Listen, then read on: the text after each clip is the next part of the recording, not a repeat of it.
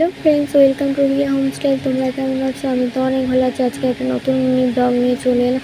মা আমি বোন কোথায় গেছে ফার্স্টে এসে টিকিটটা কেটে নিলাম। দুজন স্পেশাল মানুষ আছে, সেটা ভিডিওতে তোমরা দেখতেই পাবে। ভিডিওটা স্কিপ না করে পুরো ভিডিওটা দেখবে। ফাইনালি এখানে আমার টিকিট কাটা হয়ে গেছে। কাকুটা দেখছো তো টিকিট যে দিচ্ছে, দেখো পয়সাটা কেমন ছুঁড়ে দিল, কেমন ব্যবহারটা দেখো তার। ঠিক আছে দেখো, তারপর আমরা এখানে মা বোন আর আমার জন্য টিকিটটা নিয়ে নিয়েছি। ফাইনালি ট্রেন চলে এসেছে। ট্রেন বলতে এই যে সে স্পেশাল দুজনে বোন আর বৌদি ভাই, তোমরা সবাই হয়তো চেনো বৌদি ভাইকে। দেখো আমরা ফাইনালি বাসে উঠে গেছি। বাসে আমি ফার্স্ট টাইম না, ধরতে গেলে 2-3বার আমি উঠেছি, বাট বাসে উঠলে আমার খুব বমি হয়। তাই বৌদি ভাইকে বলছিলাম আমি জানলার ধারে বসবো। আর আমার বোনকে দেখতে পাচ্ছ, এই যে ও খুব বমি করে, ওই জন্য জানলার ধারেই বসেছে। আর আমার বোন এদিকে হাই হ্যালো করছে। ওরা দুজনে খুব লজ্জা পায়। ফাইনালি চলে এলাম সেই বিখ্যাত মন্দির। এই মন্দিরটাতে কে কে গেছো অবশ্যই কমেন্টে জানিও। দেখো তারপরে আমি এখানে একটু হাঁটা চলা করে পোজ দিয়ে দিচ্ছি। দেখো কত সুন্দর জায়গাটা। আর বৌদি ভাই আর আমি এখানে হাই হ্যালো করছি। বোনকেও বলছি একটু হাই করে দে, ক্যামেরার সামনে ওরা আসতে একটু লজ্জা পায়, এসে একটু হাই হ্যালো করছিল আর কি। তারপরে আমার বৌদি ভাইও আমার সাথে একটু হাই করে দিল। দেখো চলো তোমাদের জায়গাটা পুরোটা ঘুরিয়ে ঘুরিয়ে দেখাবো। এত সুন্দর জায়গাটা, তোমরা দেখলে তোমাদেরকেও আসতে ইচ্ছা করবে। আমি তো ওই ফার্স্ট টাইম গেছি। তোমরা কে কে এই জায়গাটায় এসেছো বা এই জায়গাটা কোথায় অবশ্যই কমেন্টে জানিও। মন্দিরের ভিতরটায় ভিডিও করার কোনো অ্যালাউ নেই, তাও আজকে 15 আগস্ট বলে তাই অ্যালাউ করেছে, বাট অনেক কম, সবাই লুকিয়ে চুরিয়ে ভিডিও করছে। দেখো চারপাশটা কত সুন্দর লাগছে।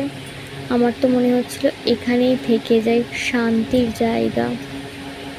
এমনি সময় হয়তো মন্দিরটা ফাঁকাই থাকে, 15 আগস্টে যেহেতু আমরা এসেছি অনেকটাই ভিড় ছিল।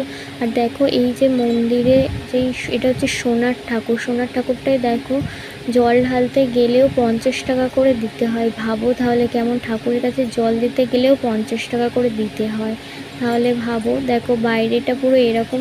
ভিডিও আমাকে ভিতরে করতে দিচ্ছিল না, বারবার বলছিল ফোনটা অফ করে দিতে, তাও আমি ফোনটা লুকিয়ে লুকিয়ে ভিডিওগুলো স্কিপ করে নিয়েছি। দেখো এখানে কত মাছ, বার হয়ে আসার সময় দেখি এই মাছগুলোকে অনেকজন দেখে খাবার দিচ্ছে, মুড়ি দিচ্ছিল। দেখো মাছগুলো কত, এগুলো কী মাছ অবশ্যই কমেন্টে জানিও।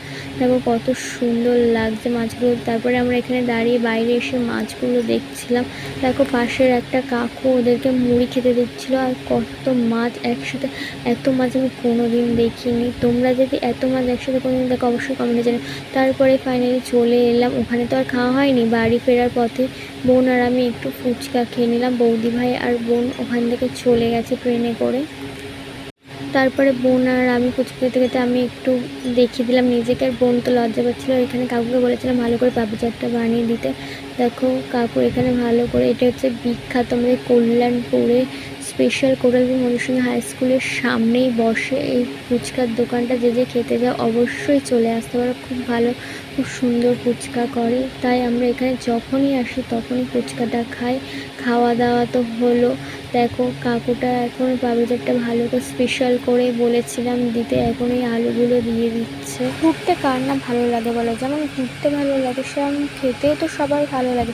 কিন্তু আমাদের এতটা খারাপ অবস্থা হয়ে গেছিলো বাসে জার্নি করে, আর বলা গা গোলানো থেকে মাথা যন্ত্রণা সবটাই হয়ে গেছিলো। আর ভালো করে ঝুড়ি ভাজাটা দিয়ে দিয়েছে।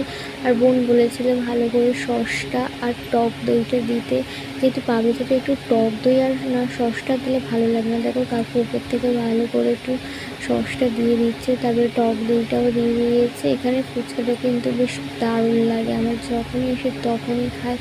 আর খাওয়া দাওয়া না করলে হয়, এত তো ঘুরলাম, ফাইনালি একটু ফুচকা খেলাম আর কি। আর হ্যাঁ, ভিডিওতে তো দেখতেই পেয়েছো আমি ঘুরছিলাম। হ্যাঁ, কেন ঘুরছিলাম আমি একটু রিলস করে নিয়েছি তার মধ্যেই। আর মন্দিরটা তোমাদের কেমন লাগলো অবশ্যই কমেন্টে জানিও। আর ভালো লাগলে লাইক কমেন্ট আর সাবস্ক্রাইব করতে। তোমরা টাটা।